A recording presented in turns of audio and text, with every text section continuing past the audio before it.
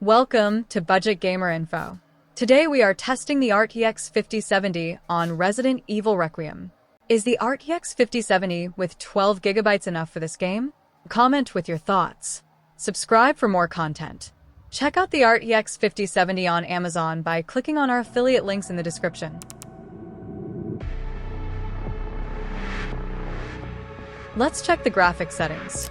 The resolution is 2560 by 1440. Ray tracing is set to path tracing. Graphics quality is set to max. DLSS is set to quality. Frame generation is off. Everything else is set to the maximum. The warning is on for high memory usage. May cause unexpected behavior due to high memory usage.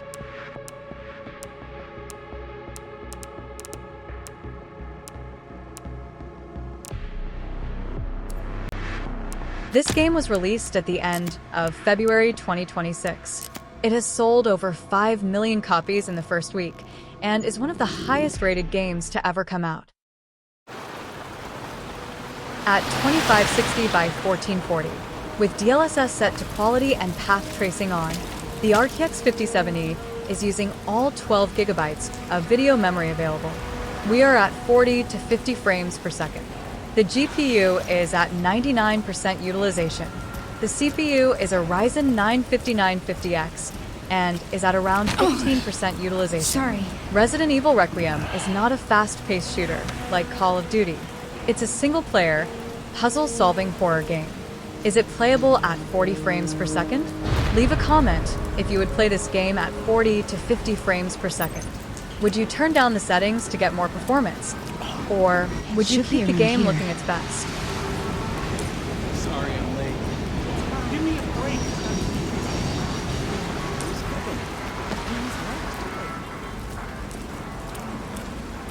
Now, what will happen if we turn DLSS to DLAA?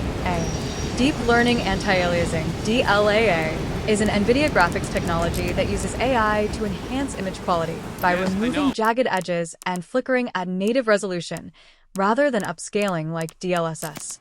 It requires an RTX graphics card and delivers superior, sharper visuals in supported games by leveraging AI for better, more detailed, and stable graphics.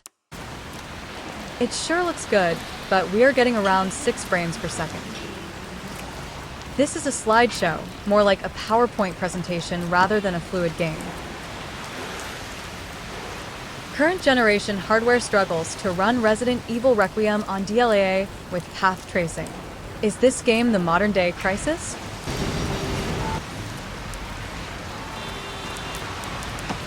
Now, let's set DLSS to balanced. If you remember from earlier, DLSS was set to quality, and we were getting around 40 frames per second.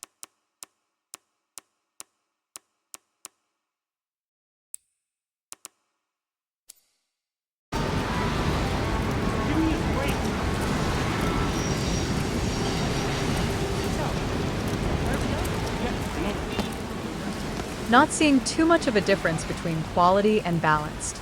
We maybe went from low 40 frames per second to high 40s.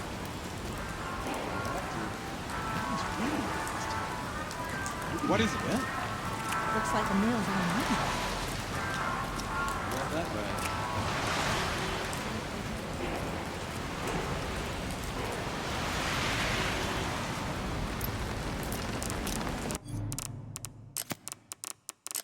Now, let's switch DLSS from balanced to ultra performance.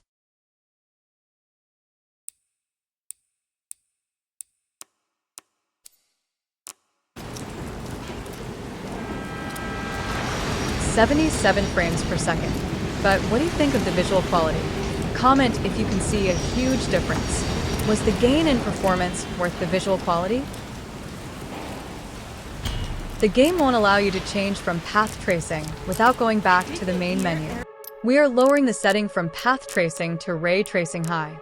DLSS is set to quality and frame generation remains off. Over 100 frames per second by disabling path tracing. Can you see a visual difference? Let's put them side by side. I cannot see a big enough difference in visual quality to make it worthwhile to cut the frames per second in half by enabling path tracing. Leave a comment below.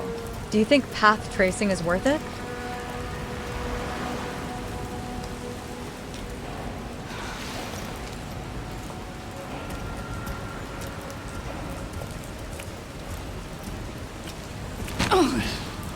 Sorry.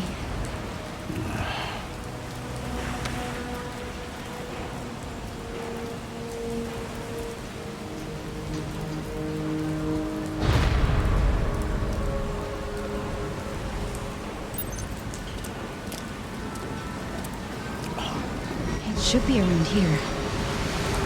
Let's turn on frame generation to 2x. Maybe we can come close to Should be 200 around frames here. per second.